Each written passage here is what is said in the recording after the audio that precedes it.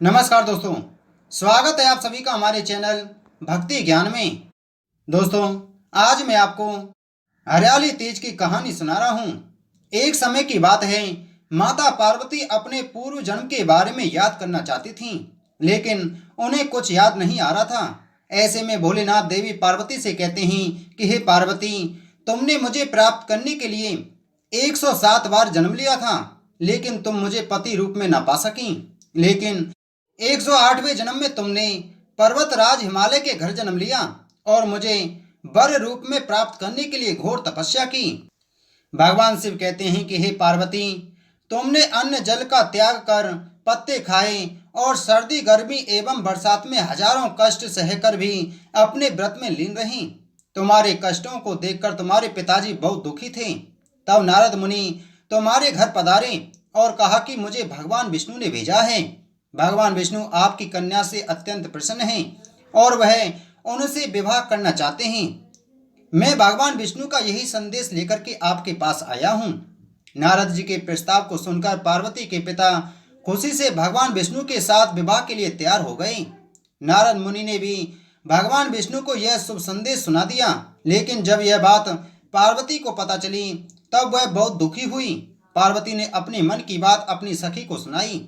तब सखी ने माता पार्वती को घने जंगल में छिपा दिया।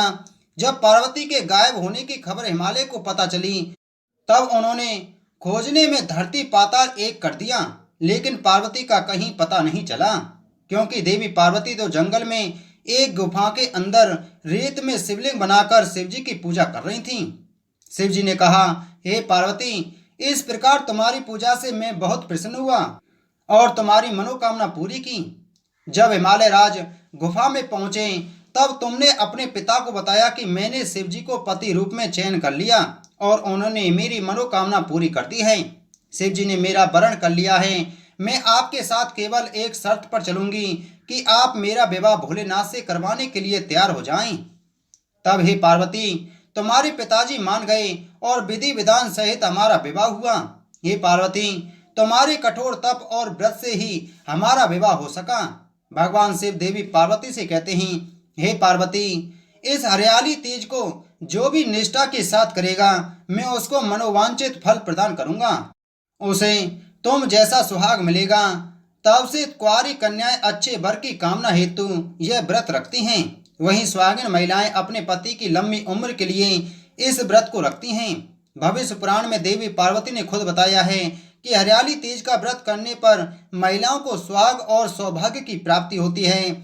सावन महीने में तृतीया तिथि के दिन कई वर्षों की कठिन तपस्या के बाद देवी पार्वती ने भगवान शिव को पति रूप में पाने का वरदान प्राप्त किया था। इसलिए इस व्रत का बड़ा ही महत्व है। बोलो भगवान शंकर की जय, बोलो माता पार्वती की जय।